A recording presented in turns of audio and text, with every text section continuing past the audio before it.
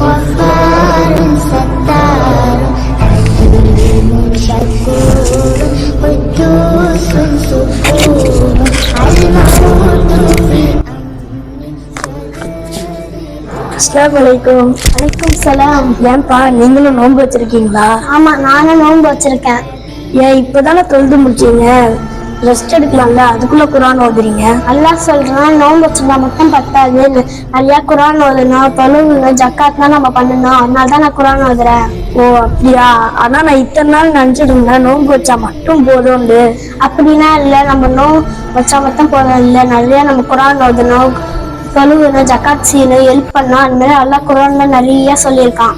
ஓ அப்படியா? ஆனா எனக்கு குர்ஆன் ஓத தெரியாது, திக்கி திக்கி தானே ஓதுவேன். நீங்க ஒன்றும் கவலைப்படாதீங்க, ரசூல் ஸல்லல்லாஹு அலைஹி வஸல்லம் சொல்றது நான் சொல்றேன். ரசூல் ஸல்லல்லாஹு அலைஹி வஸல்லம் சொல்றாங்க, குர்ஆன் நல்லா ஓதுறவங்களோட திக்கி திக்கி குர்ஆன் ஓதுறவங்களுக்கு தான் 2 மடங்கு அதிக நன்மை கிடைக்கும் அப்படின்னு ரசூல் ஸல்லல்லாஹு அலைஹி வஸல்லம் சொன்னாங்க. ஆயிஷா எழுதிட்டாங்க.